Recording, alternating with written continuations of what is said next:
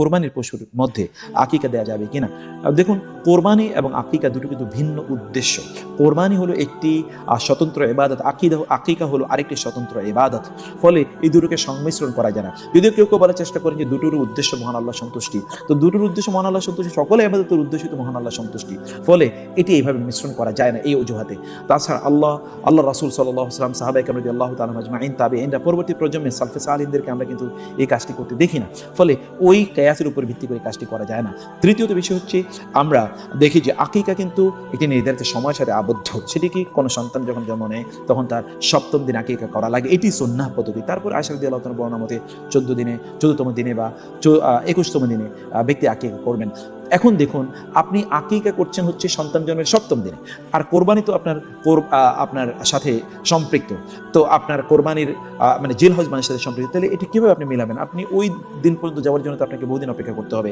আর 7ম দিনে না করে অন্য দিনে করলে তো ওই 7ম দিনে যে ফদিলা রয়েছে বা যে মর্যাদা রয়েছে সেটি তো আপনি যাবেন না, আপনি পাবেন না। কুল্লু মাউলিদিন মুরতাহানুন বিআকিকাতিহি, রাসূল বলেছেন, কোন একজন সন্তান, মানব সন্তান, সে কিন্তু তার আকিকা এর সাথে থাকে, আবদ্ধ থাকে। আকিকা দিলেই তখন সে মুক্ত হয়ে যায়। আপনি তো তাকে আবদ্ধ করে রাখলে এতদিন পর্যন্ত আপনার সামর্থ্য থাকার পরেও। এরপর পঞ্চম যে বিষয়টি, তা হলো যে আপনি আকিকার জন্য রাসূলুল্লাহ সাল্লাল্লাহু আলাইহি ওয়াসাল্লাম বলেছেন আকিকা বকরি দিয়ে করতে হয়। আর আপনি কিন্তু কোরবানি শুধুমাত্র বকরি দিয়ে করেন না। অতএব আবার বকরির মধ্যে তো আবার বিভিন্ন আপনার ভাগ করা যায় না।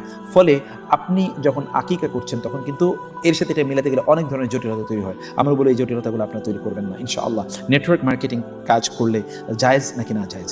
প্রথমত হচ্ছে যে মূলনীতি আল আসলু ফিল মুআমালাতি আল ইবাহা। মুআমালাতের ক্ষেত্রে আমাদের মূল বক্তব্য হলো এটি হালাল যতক্ষণ না সেখানে হারাম হওয়ার কোনো এলিমেন্ট থাকে।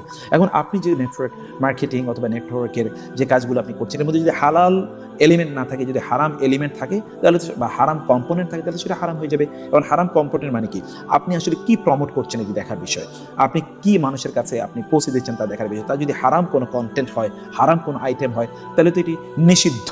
2 নম্বর বিষয় হচ্ছে যে আপনি এর মাধ্যমে যে কাজটি আপনি করছেন তা মানুষের জন্য কতটা কল্যাণকর। মানুষের জন্য অকল্যাণকর কোনো কাজ করা কোনো মুসলমানের জন্য জায়েজ নেই। কারণ আল্লাহ তাআলা বলেছেন, কুনতুম খায়রা উম্মাতিন উখরিজাত লিন-নাস, তোমরা শ্রেষ্ঠতম জাতি, আল্লাহ তোমাদেরকে মানুষের কল্যাণ সৃষ্টি করেছেন। ফলে যেটি মানুষের জন্য কল্যাণকর নয়, এগুলো আপনি কোনো অবস্থায় করতে পারবেন না। যেমন ধরুন, হ্যাঁ, নেটওয়ার্ক মার্কেটিং হচ্ছে আপনি অনেকগুলো বিজ্ঞাপন দেখবেন, বিজ্ঞাপন দেখে আপনি সময় কাটাবেন, আর বিজ্ঞাপন মানুষের সাথে শেয়ার করবেন, ইত্তকারের মাধ্যমে মানুষের কাছে এটা পৌঁছবে, তার মাধ্যমে আপনি ইনকাম করবেন। এই যে বিজ্ঞাপনের মাধ্যমে হারাম বিভিন্ন জিনিস থাকতে পারে, এটি আপনি করলেন, এর মাধ্যমে কিন্তু আপনি মানুষের ডিসসার্ভিস করলেন, অথবা মানুষের জন্য প্রয়োজনীয় নয় এমন কিছু আপনি মানুষের কাছে প্রমোট করার চেষ্টা করলেন। 3 নম্বর বিষয় হচ্ছে যে এই নেটওয়ার্কিংয়ের মাধ্যমে আপনি কোনো ভুল তথ্য, মিথ্যা তথ্য মানুষের কাছে প্রচার করছেন কিনা। যদি তথ্যটি ভুল হয়, মিথ্যা হয়, তাহলে কিন্তু তা কোনো অবস্থায় মানুষের জন্য জায়েজ নেই। অতএব আপনি ভুল তথ্য দিতে পারবেন না, মিথ্যা তথ্য দিতে পারবেন না, আপনি মিসগাইড করতে পারবেন না, মানুষকে ফলসলি আপনি রিপ্রেজেন্ট করতে পারবেন না, অথবা মানুষের কাছে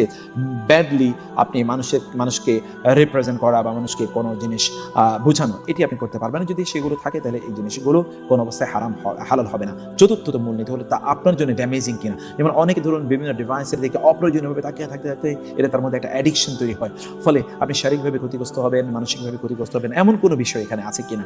আল্লাহ সুবহানাহু ওয়া তাআলা তো আপনাকে প্রোডাক্টিভ হিসেবে সৃষ্টি করেছেন। There many other works which are halal and you can also earn your income through halal ways. সেই সকল পদ্ধতিগুলোর উপর আপনি যদি নির্ভর করেন, তাহলে আল্লাহ সুবহানাহু ওয়া তাআলা আপনাকে বারাকা প্রদান করবেন। বরং আমরা সেটির প্রতি আমরা অনুরোধ করছি। 2 তলায় মসজিদের নিচতলায় দোকান, আমার প্রশ্ন যে মসজিদের সাথে নিচতলায় দোকান বন্ধক দেওয়া যাবে কিনা। দেখুন, 2 তলায় মসজিদ, নিচতলায় যদি দোকান হয়, তাহলে এইরকম মসজিদ পরিচালনা করা জায়েজ আছে, তাতে কোনো সমস্যা নেই ইনশাআল্লাহ।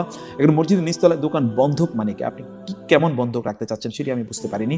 যদি ব্যাপারটি এমন হয় যে আপনি এটি আপনি ধরুন কারো কাছে আপনি ভাড়া দিলেন, অথবা কাউকে আপনি দিলেন, তিনি যতদিন পর্যন্ত আপনাকে টাকা ফেরত না দিতে পারবে ততদিন পর্যন্ত এটি তার নামে থাকবে, আপনি পরিচালনা করছেন কোনো ব্যাপার না, কাগজপত্রগুলো তার কাছে থাকবে, আপনি যখনই টাকা দিতে পারবেন তখন তিনি তার কাছ থেকে আপনি এটা ফেরত নিয়ে আসবেন। এমন অনেক ধরনের বিষয় আছে, আপনাকে স্পষ্ট করে বলতে হবে। আর যদি হালাল বন্ধকি না করে আপনি হারাম বন্ধকি যদি করেন তাহলে মসজিদের তাতে কোনো সমস্যা নেই।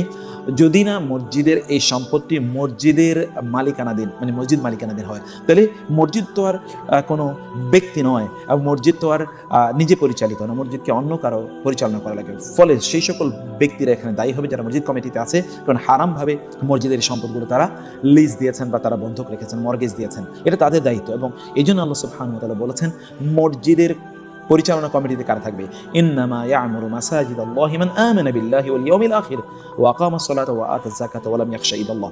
5টি গুণ থাকতে হবে যারা মসজিদ পরিচালনা করবে। এই 5টি গুণ না থাকলে এই সকল ব্যক্তিরা মসজিদ পরিচালনার দায়িত্ব তারা নিতে পারবে না। এর মধ্যে একটি হচ্ছে আল্লাহর প্রতি ঈমান আনা, আখিরাতের প্রতি ঈমান আনা, সালাত কায়েম করা, যাকাত প্রদান করে এবং আল্লাহ ছাড়া কাউকে ভয় না পাওয়া, অর্থাৎ আল্লাহর দেয়া বিধানকেই কেবলমাত্র তারা সেখানে প্রতিষ্ঠা করছে। এই অনুভূতি তাদের লাগবে, এই কমিটমেন্ট তাদের লাগবে, তাইলে কেবল তারা দায়িত্ব পালন করতে পারবে, আদারওয়াইজ করতে পারবে না।